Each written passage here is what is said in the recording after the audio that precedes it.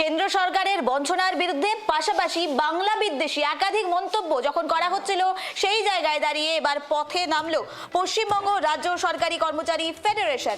উত্তর দিনাজপুরের ফেডারেশন জেলা সম্মেলনে এবার পাশাপাশি অনুষ্ঠিত হলো প্রতিবাদ মিছিল। কর্মসূচিতে প্রধান বক্তা হিসেবে ছিলেন সংগঠনের রাজ্য আহ্বায়ক প্রতাপ নায়ক এবং পাশাপাশি এদিন প্রতিবাদ মিছিলে পুরো ভাগেই হাঁটলেন রায়গঞ্জের বিধায়ক কৃষ্ণ কল্যাণী।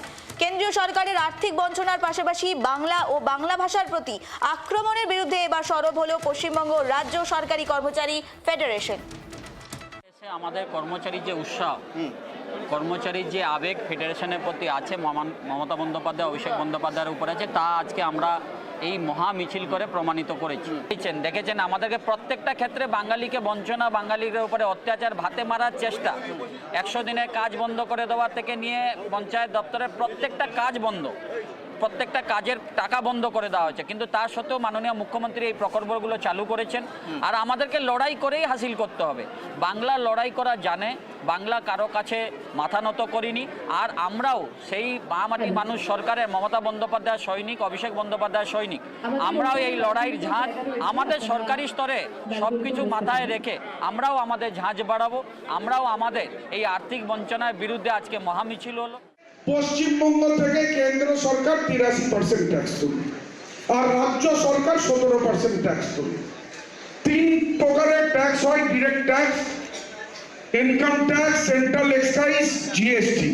ইনকাম ট্যাক্স সরাসরি কেন্দ্র সরকার তুলে নিয়ে যায়, সেন্ট্রাল এক্সাইজ তুলে নিয়ে যায়, আর জিএসটিতে 50% সেন্ট্রাল গভর্নমেন্ট তুলে নিয়ে যায়।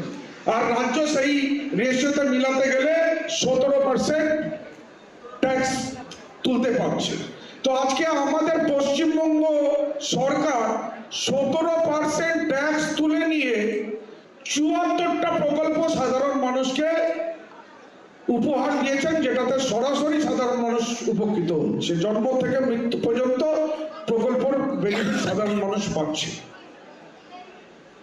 আর অপরদিকে কেন্দ্র সরকার, আপনারা বলতে পারবেন না পশ্চিমবঙ্গে একটা কোনো প্রকল্প দিচ্ছে যেটাতে সাধারণ মানুষ সরাসরি উপকৃত হচ্ছে।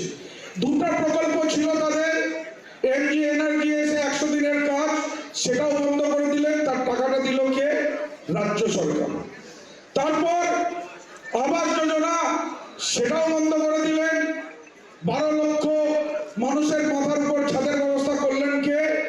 আমাদের মামাটি মানুষের সরকার, মানবিক মুখ্যমন্ত্রী মমতা বন্দ্যোপাধ্যায়।